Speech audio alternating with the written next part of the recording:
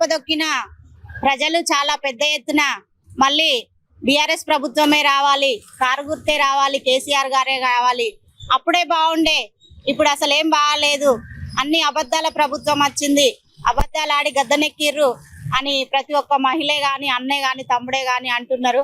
ఎందుకంటే 6 గ్యారెంటీలని 6 గ్యారెంటీల కార్డు పట్టుకొని ఎలక్షన్ల కోసం వచ్చిర్రు. ఆ 6 గ్యారెంటీలల్లా ఒక ఫ్రీ బస్సు తప్ప ఏది అమలు కాలే.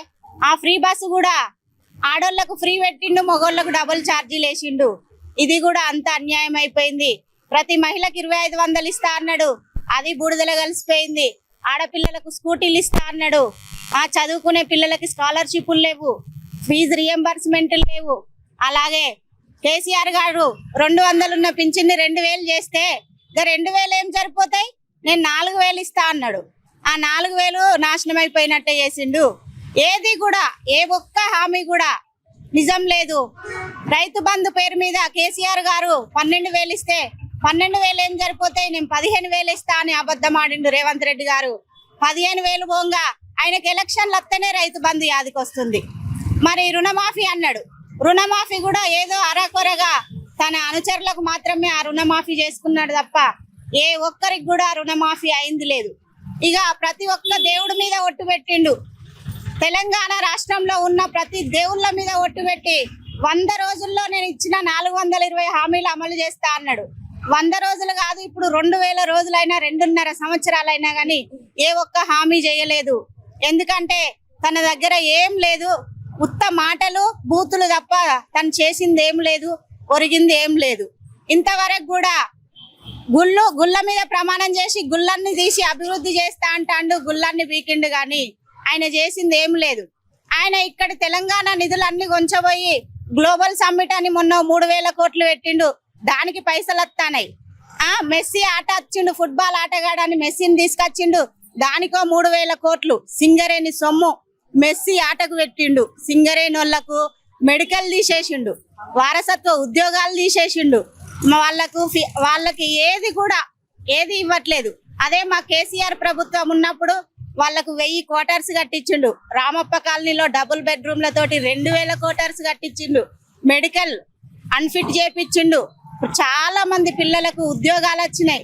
వాళ్ళ బతుకులు అప్పుడు వెలుగులు నిండుగా ఉండే, కానీ ఇప్పుడు ఎటు చూసినా ఆ చీకటి సూర్యుల బతుకులు చీకటిమయంగా కనబడుతున్నాయి. సింగరేణి కార్మికులు చాలా కసితోటి ఉన్నారు. ఈ దెబ్బ దిమ్మ తిరిగిపోతుంది రేవంత్ రెడ్డికి.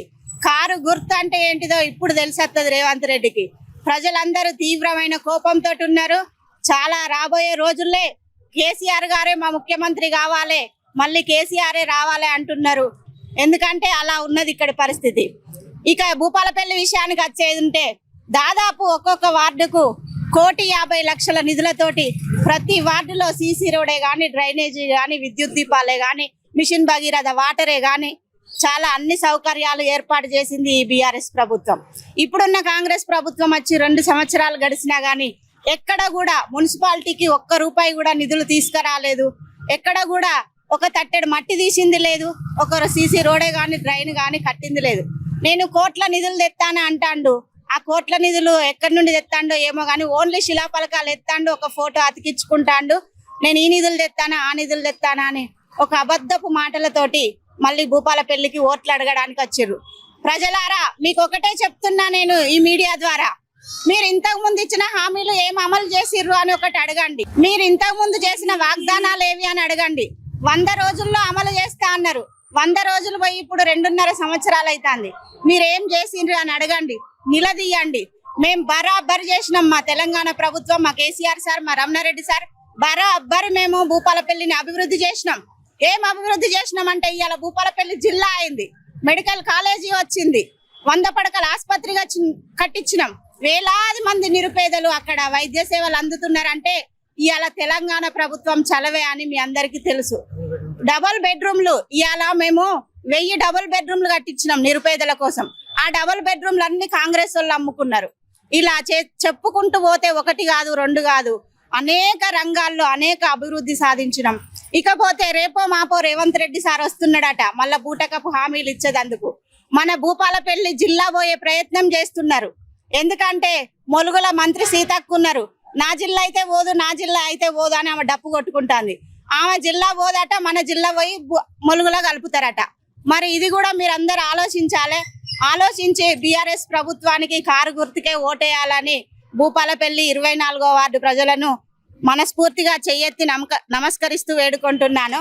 జై తెలంగాణ.